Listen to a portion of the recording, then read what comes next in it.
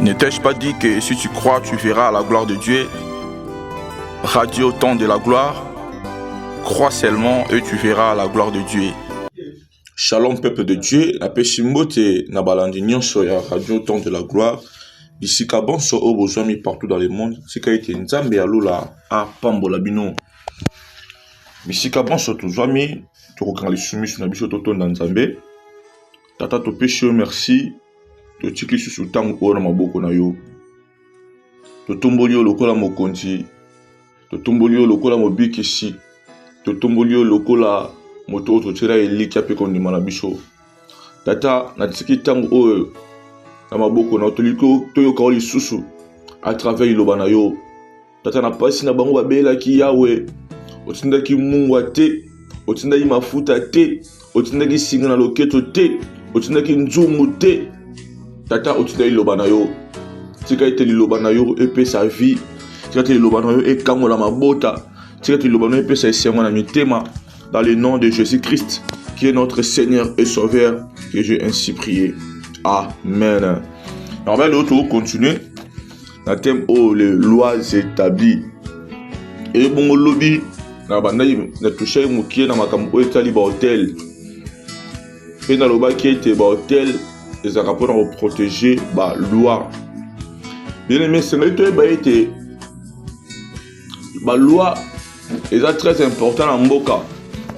Parce que loi ne permet de battre en ordre. Ce qui loi est athée, ce qui ordre est athée, c'est qu'il y a des désordres et que ça là. Et bon, tout le monde que chaque mboka, ils ont la loi dans mon moko et que c'est dans mboka moussous. Bon, pour le monde que chaque tribu, ils ont la coutume dans ngo. Et on se dit bala moi si, il y a Manyanga, il y a Muyombe, il y a Mutandu. Au monde que chaque tribu ils ont l'exigence dans en mariage. C'est aussi de la même chose dans la famille Oyo Ozali.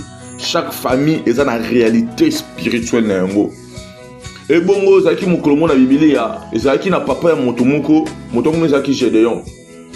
Et puis famille na Bango, Zaki na Kati, il y a Misala ya Mabe, parce que Bande ko Guma Mela, Bal, Bale na Kati ya idolâtrie. Et bon, loi et pesa qui nzela te basambela nzame mosusu mu moto oyo akosambela nzame mosusu akotala pini. Totangi maloba na nzambe na mokanda chapitre 6 verset 25. Bible boye. Dans la même nuit, l'Éternel dit à Gédéon: prends le jeune taureau de ton père et un second taureau de 7 ans, reverse l'autel de Baal qui est à ton père et abat le pied sacré. A tout le monde, on j'entends Méli Gédéon. Puis après si Gédéon dit là, il y a qu'au bout à hôtel Yabal. Où est-ce que papa n'a yé? Puis à joie un ngombe, on a 7 ans. A tout mélanger les méca. Bien aimé, dans la famille na biso, il y a des hôtels où ils protègent la loi où ils allaient établir. Au moins si motel où au bout na seulement il y a beaucoup. Batba monaki et ba ko intervenir te et na tongo ba pa Gédéon ba lobi na pa Gédéon moi na yo ntabuka ko te la balle. Papa Gédéon sache qu'il était na se plein na teto minga lobi si bala za vraiment nzambe botika balle yemoko asala vengeance botika balle yemoko a frapper Gédéon botika balle yemoko alandela makambo oyo italien parce que ezaki permettait moto asimba dans le lengia mabe onyo salaki ya bale. Bien aimé na ba famille na biso pe ya des lois mais ba loi ngo na pas se protéger ba valeur ya malam et so protéger ba loi ba valeur ya mabe. Na ba famille na biso pe ya des hôtels où so protéger ba loi ya mabe o il faut mokona lelo ba hôtel wana ekoya. Bien aimé chaque famille est dans un système satanique. Chaque famille n'a besoin d'un système satanique. Bon, le qu'on est ça là que nous avons dans la carte c'est bah la famille, dans la carte c'est un système il y a famille. Première chose par l'identité. Quand je parle de l'identité, je vois l'ADN. Aux gens moi na tata na yo, peu maman na yo à cause il y a ADN.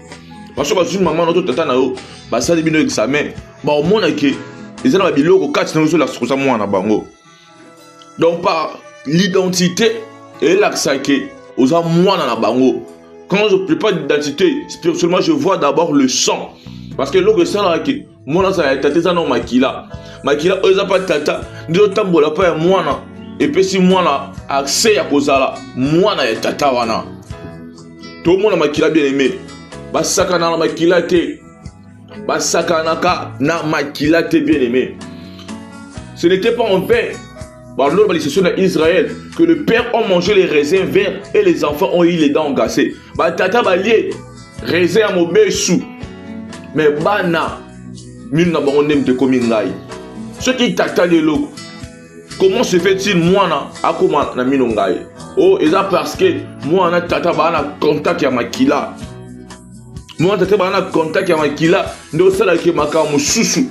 Et les gars tata qui n'est pas moi. Et ça te manga ya physique boy. Et ça te un raisin physique boy. Ce sont des choses spirituelles. Donc un parent peut être enfamé dans le pouvoir à signer un contrat dans les esprits. Et bon, on va subir ce wana. Et ça m'a bien aimé. Alors il faut faire très attention. Il faut faire très attention quand tu es dans une famille où il y a des lois qui sont établies. Au salaire, tu es qui traité, mais tu peux subir d'autres choses. Mathieu, on a pas aussi, c'est un peu de loté. Dans ce cas, 3 ou 4 jours, parce que ça m'a moulaï. Non, c'est les forces, on va rapide, parce que tant ils ont coussé. Et bon, ce qui peut faire encore que quelqu'un à côté de la carte, il y a une loi où ils ont établi la carte de la famille. Toi, il y a les sous-sous. Et ça, il y a un pack de sang. On va ça là. À Mélanie, il y a un moto bien aimé. Donc, on a une moto. Il va dire que directement, vous allez peut transférer, il y a une loi où ils ont établi dans la famille à Mokoto et à Mouninga. Vous allez transférer, il y a un esprit où il va cacher chaque famille. Et puis, dès ce jour-là, hôtel, il y a famille X, il va dire qu'on protège la loi dans le bango. Et il va dire qu'on protège la loi dans le pepo na yo. Parce que au commis en contact na moko na bango parce que bo sangani na nzela ya bo melani makila nengani susu mutu ariko kota na kati ya système satanique to na ba loi établi famille moko boye. C'est aussi par le sexe. Et c'est plus dangereux encore un sexe hors mariage. Parce que dans les mariages, Dieu protège quelqu'un parce que nous avons raison. Parce qu'on va dire moi aussi. Tant au Sambela, ils avant la résidence parce qu'on va dire moi aussi. Mais hors mariage bien aimé, ils sont plus dangereux. Parce que, un, au Bunda sans raison, au salaire on a n'engagé ma bête, parce que les kobo, deuxièmement, au côté les sous-sous, na kati ya ba loi wana. Et ça, c'est parce qu'un jour, à coucher à moi, ça m'a l'air. C'est parce qu'un jour, à ça sera soy dans mon tout oyo, à ça la loi où ils ont établi dans quatre famille na bango. Et puis pas comment qu'on bika makamboana. Comment bika makamboana. Alors faut faire très attention avec les réalités spirituelles. Faut faire très attention avec les réalités spirituelles. Ceux qui écoutent au mariage, ils vont permettre mon tout à côté na quatre ba loi établie à faillir mon sous. Bon à combien plus forte raison. Rapport sexuel hors et en mariage. Chaque famille bien aimée a ses réalités spirituelles et tu ne peux jamais l'ignorer. Il faut faire très très attention. Oh, même à jouer que le Fils de l'homme est apparu pour détruire les œuvres du diable. Mais maintenant on peut ça signe. Voyez qu'on l'a qui ça que famille, ils ont évolué sous un système satanique. Tous en a quatre il y a des lois établies. On peut ça quelques signes. Où ils ont là qui ça que famille ils en a quatre il y a des lois établies. Ils ont pas fait moussoussou parce que maladie héréditaire. Diabète c'était pour coco et pour coco et pour papa et qui t'était pas ban. Quand tu vois déjà ce genre de choses, toi chez le moko boy comprends déjà que dans notre famille évolue sous un système qui n'est pas de Dieu. Deuxième signe, les échecs répétitifs. Bon, ça la caca ben échec dans le domaine de la vie et puis échec est bandé la macaque.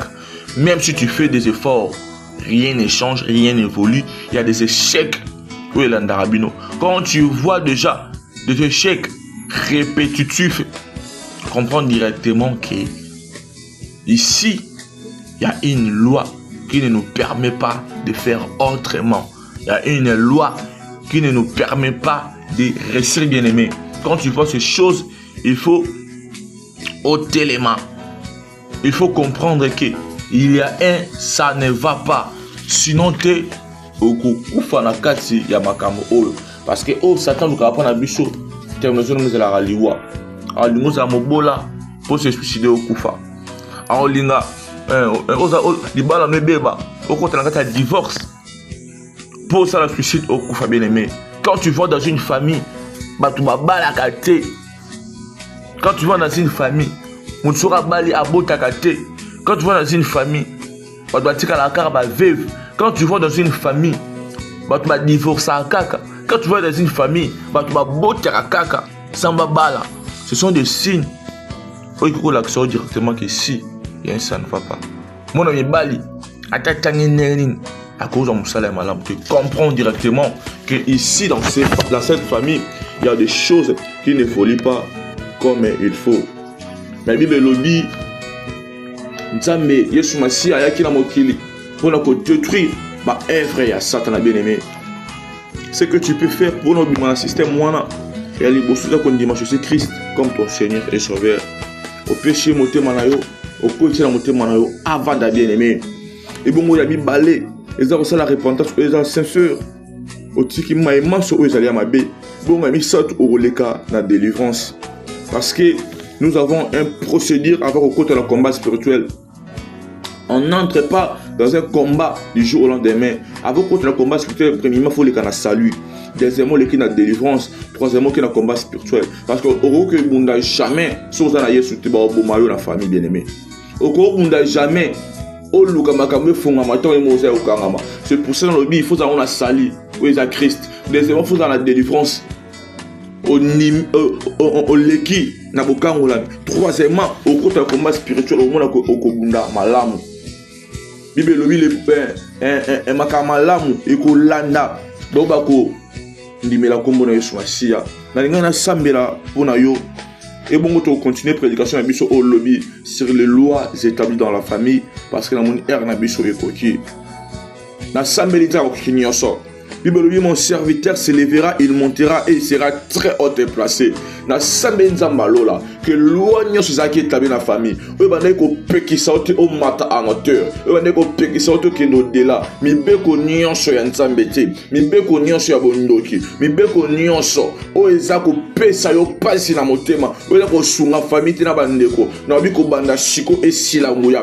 Na biko banda siko et silanguya. Na biko banda siko et silanguya parce que Bible bisingai dans toutes ces choses nous sommes plus que vainqueurs. Na bitika ite nzamba sala yo ngolu olonga ba loi nyonso zaki établi na famille na yo. Nzamba lola sala yo ngolu ba loi nyonso ya bondoki o etelema na famille na yo o dominer yango dans le nom suprême de Jésus-Christ. Mais les meilleurs besoin tant ko samba na ndako.